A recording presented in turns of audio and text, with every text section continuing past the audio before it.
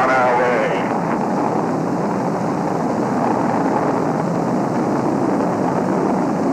Say again, Gemini 5? That's on stage 2. But you lost Ips on stage 2. The air was fair at Cape Kennedy. Lacy clouds in a warm August sky. As Gemini 5 took off for space, where there is no weather at all. The only problem, a leaky fuel cell threatening to cut their flight short at the start. It didn't. But out in the Atlantic, something else was brewing. A rising breath of wind, soon to be known as Betsy.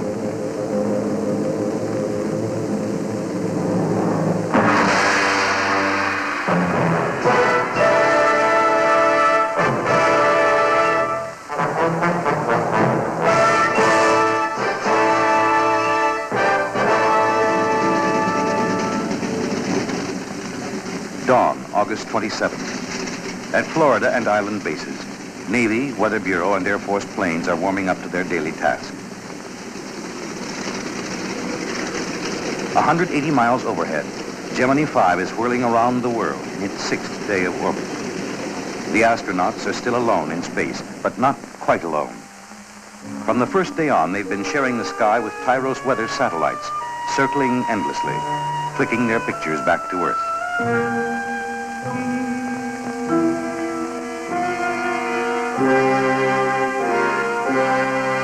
And at mid-morning on the 27th, both Tyros 10 and a Navy weather plane make a discovery. Tropical depression at 13 degrees north latitude. 50. The astronauts see it next. Okay. Same day. Do you have any sort of a report over that tropical depression? I thought we passed right over it. It is a rather large storm with heavy cumulus activity. We could see air-to-ground lightning even in the daytime. It does have an eye.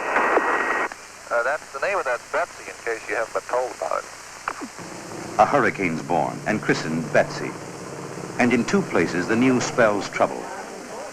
The National Hurricane Center in Miami, where Chief Forecaster Gordon Dunn is checking first reports, and Houston Control for the spaceflight, scheduled to splash down Sunday, right in the path of the storm.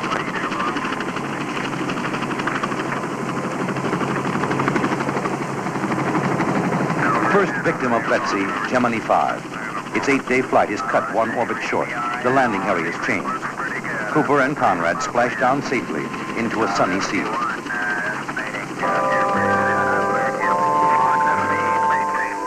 For a week, Betsy wanders north toward the Bahamas. In Nassau, American tourists are pouring off the Yarmouth Castle on a final fling, sightseeing, souvenirs, shopping. And in the native churches, only a few bother to give thanks that another hurricane's passed them by, as Betsy swings by safely to the east, heading north toward Cape Hatteras. Florida relaxes too, the start of Labor Day weekend, a time for sea and sun.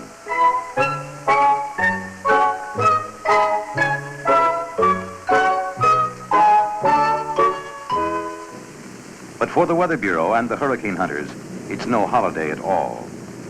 In 10 days now, Betsy's already traveled 2,000 miles, past Barbados and the Grenadines, the Windward and Leeward Islands, skirting Cuba, Puerto Rico, the Bahamas.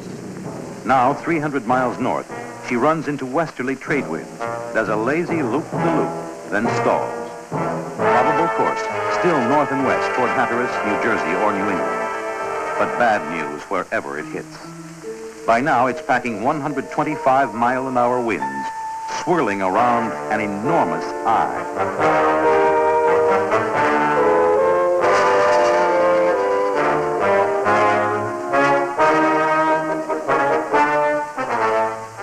Suddenly, on Sunday night, Betsy runs head-on into a high-pressure ridge, turns into a Yankee hurricane, traveling south and coming fast back toward the Bahamas. Monday night, the wall cloud rips over the out islands and into Nassau, grinding and tearing at the town for nearly 15 hours. Then it turns toward the mainland. Hurricane flags are flying now from Key West to Cape Kennedy. Upcon 3 effective, beginning almost 700 hours this morning. Upcon 3 effective, beginning In Miami, 700 hours this the county's Civil Defense Emergency Operating Center, designed to direct government services in either natural disaster or enemy attack, All forces have been on emergency alert since early Labor Day morning. Small craft warning. Winds may reach hurricane force and squalls by early Tuesday evening. All vessels in the area of hurricane display should seek safe harbor. For the first time in local history, Weather Bureau warns that Key Biscayne and Miami Beach will be underwater. Residents are advised to get out now. All groceries, hardware stores, and lumber yards now closed for the holiday are urgently requested to reopen so the public can lay in food and emergency supplies. If you're boarding up, be sure to use strong lumber and nail securely. Check trees and shrubbery. Remove coconuts from nearby palm trees.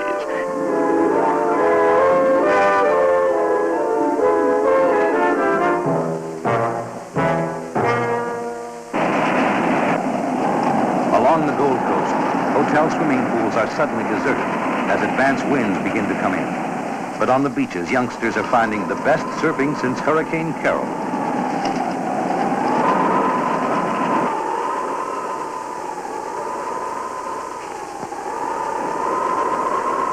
Fair winds for the skateboard sailors, too. Not so good for last-minute shoppers.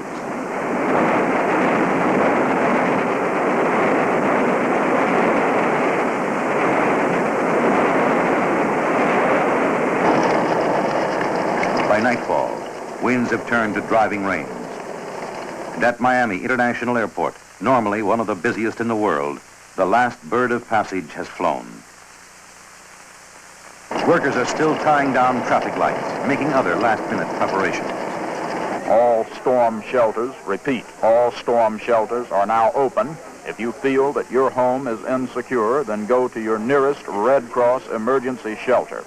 Gale force winds are striking now from Palm Beach to the tip of the Keys. In the 6 counties of southern Florida, more than 18,000 people are crowded into the Red Cross shelters, just waiting for it to happen.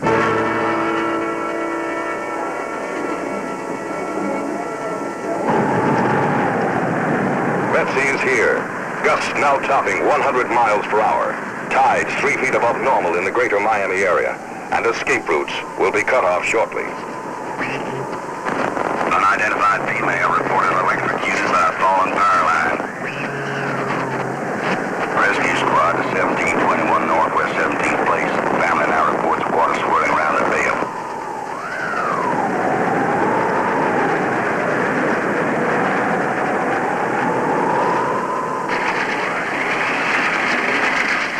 In the luxury hotels along Miami Beach, water's already pouring over the welcome mats.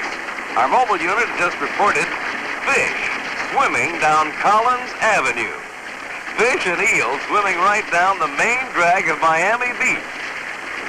Constellation 85 to Marathon. Can you advise if State Road 5 is passable to Alamorada south of the Key Largo area? Last report I have is the road is washed out in 2 places. A long night for civil defense.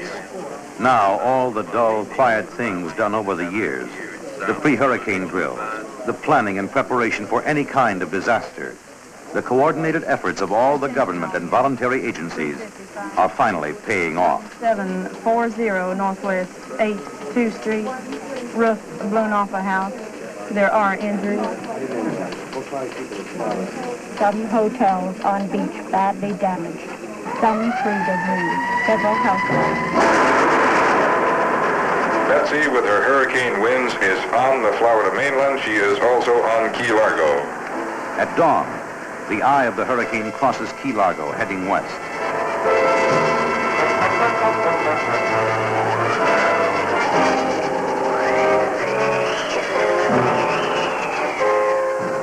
Hurricane winds will continue for hours, and so will calls for help. Flooding in the Arvada Parkway area, you need some amphibious ducks. Right? Are there any injuries involved? Only evacuation. Angelique to Southwest 5th Avenue and 3rd. 4 families marooned.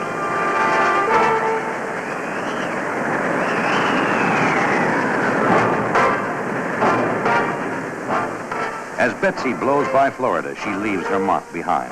Damage, around 140 million. Several dead. 4,000 homes wrecked or flooded out, plus smaller losses. On Riviera Beach, a bigger whale's been grounded. A foreign freighter driving in blindly through the night.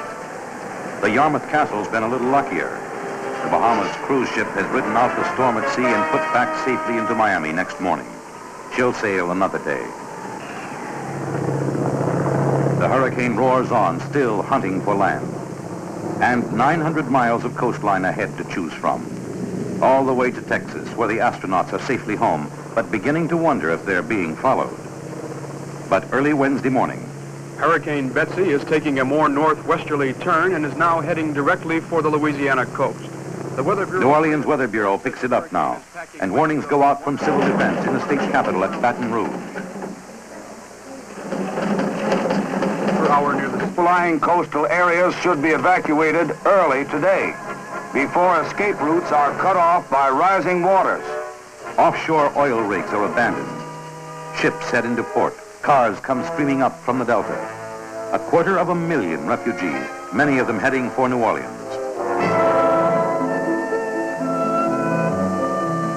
For New Orleans itself, there's literally no place to go. It's surrounded by river, lake, and swampland. So the town boards up and battens down in the shelter of its levees. Already, its Civil Defense Emergency Operating Center is manned by nearly 200 people, representing all the city's emergency services. Near dusk, Mayor Victor Skiro comes down the stairs to hear disturbing news. Station, be advised an extremely dangerous Betsy is headed toward New Orleans. Serious flooding may occur just south of Lake Pontchartrain and Jefferson Lake Orleans parishes, as strong northerly winds force water over the seawall. Chief, we were expecting 12 feet of water in this area, over the lakefront. Charlie Erdman, the city civil defense director. Down, we get in shallow water. What about our preparations in this area? Now, I would suggest this, that we evacuate these people from this parish line to the Wrigley's, and from the lakefront to Florida Avenue. Lake Pontchartrain, the huge, shallow, treacherous lake lying just north of New Orleans. If the eye passes east of the city, the hurricane's counterclockwise winds would scoop the lake clear over the levee. The mayor's warning goes out. Now we are providing buses. If you look out on the West End Boulevard, Pontchartrain Boulevard, you'll find public service buses. In one place particularly, the news strikes home. The Berrios home on Wingate Drive, just a few blocks south of the lakefront. For nearly 6 years now, Gene Berrios has been half paralyzed by polio, dividing his days and nights between an iron lung and a rocking bed. Both needed nearly every minute of the day to keep the breath of life in his body. If hurricane winds knock out the power lines, the equipment will stop. Or if water starts pouring over the levee, he'll have no chance of escape. Hello, Mama. Let me talk to Henry a minute. Yeah. Mrs. Berrios calling her brothers for help. Hello, Henry. Listen, this is Mona. I have to have some way of getting Gene to the hospital this afternoon, and I was wondering if you and maybe one of the other boys could help, you know? No, as soon as possible. Yeah, well, that'll be okay as soon as he gets home from work, but I want you to hurry up now because it's important. Other distress calls are beginning to pour into the emergency operating center. Registered nurses. You want any available for duty tonight to report to 2000 Tulane Avenue. You need gasoline at You are providing to run the buses? auxiliary generator? All right. We'll try to get you 50 gallons. You mean your wife's having a baby right now? Can't you get her to a hospital? No, hold on. We'll get a doctor on the line. The doctor's Rodney Jung, the city health director, being called on to tell a frightened young father how to deliver his very first baby without training or forceps or fainting. Too late, under rising wind, the phone line's already gone dead. Time growing short. On Wingate Drive, Mona Berrios is getting her husband ready for the trip to the hospital. Out of the bed and into the wheelchair, getting him dressed, and worrying over what's keeping her brothers. When will they get off work and get here? Finally, time to go, out toward the door. And then goodbyes to Cindy, the baby of the family, his sons, and his wife. To escape the flood, they'll all be going to a sister's apartment in another, safer part of town, the Gentilly section in the southeast quarter of New Orleans. Jean is heading for Charity Hospital.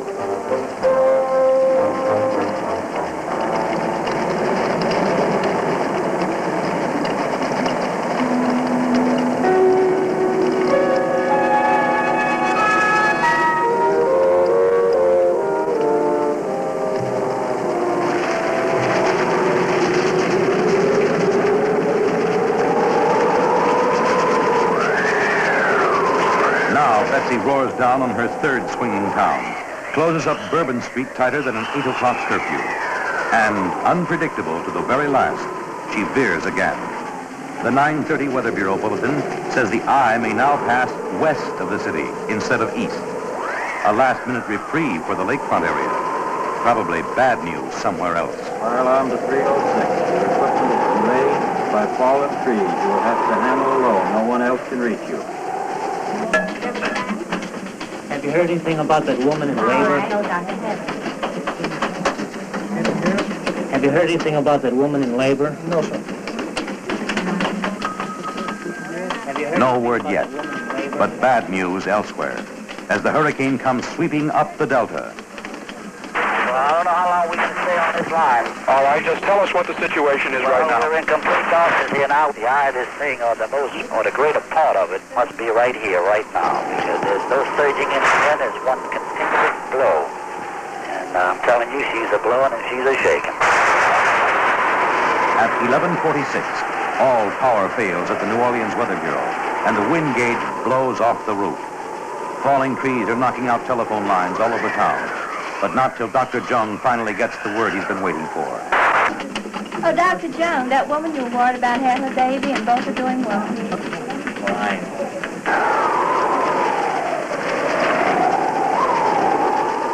By midnight, Betsy's overwhelming the city.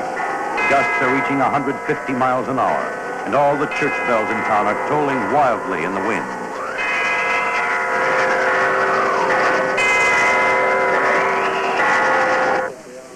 Baton Rouge is next in line. Winds in the Baton Rouge area are increasing in velocity to hurricane force with winds of near 100 miles per hour by 1:30 a.m. In the State Emergency Operating Center, Governor John McKithen and his staff, Disaster Coordinator Leon Gary, and Civil Defense Director Marshall Capel are working with Red Cross, Public Health, and Salvation Army, the welfare groups, and National Guard. Emergency calls are pouring in from all over the state, including one from National Guard headquarters at New Orleans. Jackson Barracks to Baton Rouge. Baton Rouge. Flooding now at Jackson Barracks. You're kidding. No one's kidding. Betsy's bringing in danger from a totally unexpected quarter. Her winds are pushing a 16-foot wall of water out of Lake Bourne in the Gulf, the greatest tidal surge in Louisiana history. Sweeping over the Delta, Plaquemines Parish, St. Bernard, topping the highest levees, roaring across the Industrial Canal into the southeast section of New Orleans. No one knows the full size of the disaster yet. In Betsy's wake, there's only darkness, confusion, and death.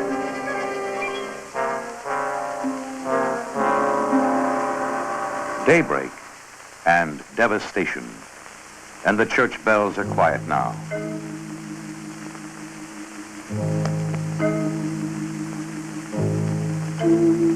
Hurricane winds have done their worst. The tidal surge has topped them. Fatality list is as follows. 25-year-old Mrs. Joanne Mayu, her body was found in the Franklin Avenue ditch. She was swept away by floodwaters in the flooded area. People are still being pulled off roofs and out of the water. Another small Dunkirk. I saw just a big wave coming right at the house. It looked like it's taller than the house. And I heard from my husband, and he ran. My brother-in-law called the same door. He got the last call through. And he screamed, "Tell him to get out. The levee broke." Well, we swam down the apartment. It was flooded to the second floor, and they lifted us into the boat. The water was coming that high. Another 25,000 refugees to swamp already overcrowded shelters. Well, St. Bernard held its own, by golly. Well, you seem pretty happy after the I got my full precious possessions out, my children. You ever seen anything like this before? Never have seen anything like this before, no, sir. Never have, and I hope I never see it again. My children are staying down at my sister-in-law's because I don't want to bring them in here. It's that bad. Oh, By mid-afternoon, the presidential plane is on its way from Washington, swinging out over the Gulf, then up the Delta, flying low, following Betsy's trail of destruction. Grand Isle, where the hurricane first made landfall, nothing left. Up the Mississippi, houses swept 5 miles from their front door steps.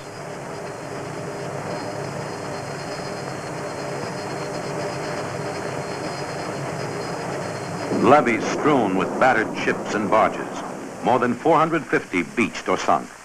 And missing near Baton Rouge, somewhere on the river bottom in Mississippi mud, barge MTC 602, laden with 600 tons of deadly liquid chlorine, enough to produce more poison gas than both sides used in all of World War I, and much more than enough to wipe out Baton Rouge.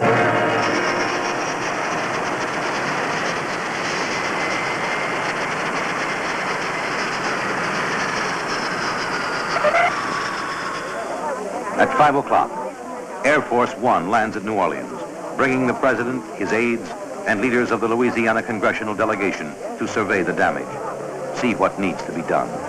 In one old grade school near the Industrial Canal, not meant for use as a shelter at all, they find 3,000 refugees from the flood and only 4 young volunteers on hand to help. How much training have you had for this type of work? About 15 minutes, I guess. The president declares Louisiana and Florida both disaster areas, tells the Office of Emergency Planning to coordinate federal assistance. More than 1,200,000 people from nearly every agency of the national government will be involved. Down the Delta, roads are flooded out, but 2,500 National Guardsmen come in by river steamer to begin rescue operations.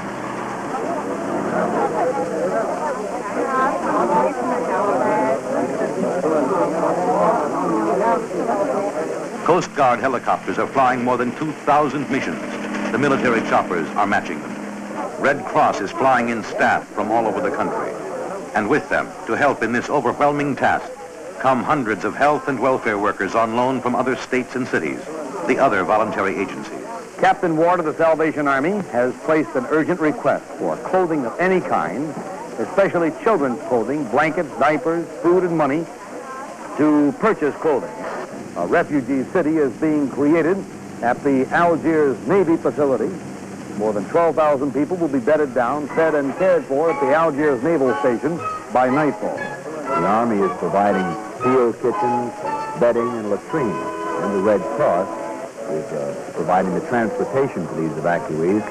Officials of Plaquemine Parish have requested that all persons entering Plaquemine Parish by boat must stop at Del Chase School for typhoid shots. The typhoid shots were necessary due to a large amount of dead animals in the area. Charity Hospital is in dire need of blood. Blood donors can give blood at Charity Hospital anytime from 8 a.m. to 4 p.m. The clinics will be closed, and there will be no visiting hours at Charity Hospital. No visitors, and no word at all to tell Jean Barrios if his family's even alive. But in the Gentilly section, the phone lines are down. The water's still up, lapping at the door sills. For 3 straight days, the whole Barrios clan has been marooned in a small first-floor apartment, short on food and short on room. 8 adults and 14 little monsters with nothing else to do with their time. Children! But relief's in sight. Well, Hurricane Betsy's finally blown itself out. She's down to rainstorm intensity now and is heading northeast through Tennessee toward New York. And I hope it still has enough rain in it when it gets to New York to help them alleviate their water shortage.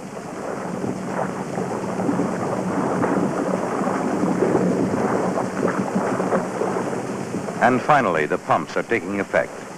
In Gentilly, at least, the water level's falling. And for the first time in 4 days, it's possible for Mona Barrios to get out. Call Charity Hospital. Honey, it's Mona. After all the worry, the family's safe and coming home tomorrow.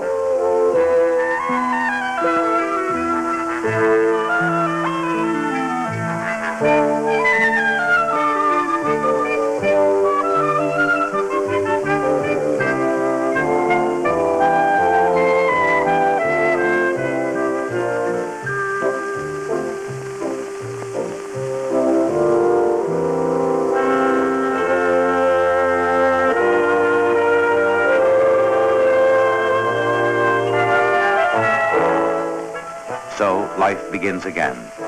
People starting all over. Just how bad is it with you? Well, I'll tell you, we're down, but we're not out.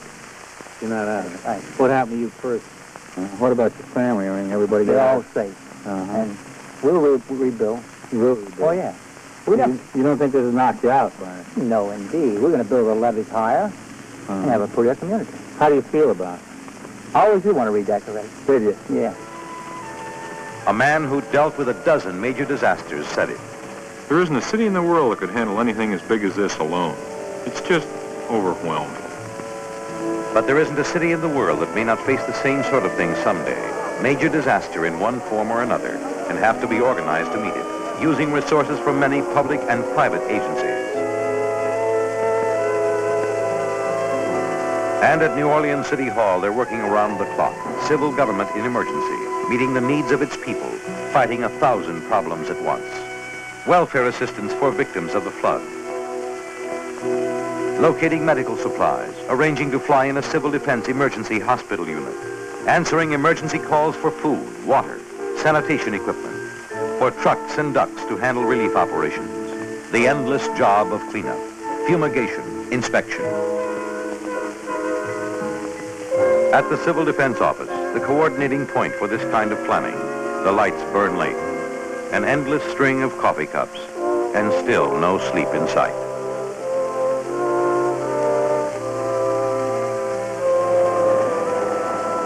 Betsy's final bill won't be in for months.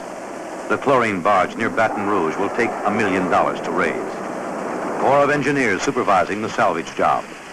Army, Red Cross, and Civil Defense evacuating the sick and aged in case anything goes wrong and gas starts sweeping the city.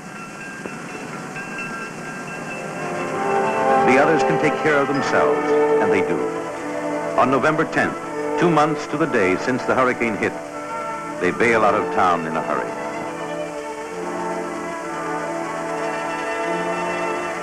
But 602 will rise again, and so will Louisiana. And Betsy, long gone. After 16 days and 3,000 miles, whistling out through the woods of northern Louisiana, Arkansas, Tennessee, to die next day in a simple whirl of dust. The danger over at last, till the next one comes along.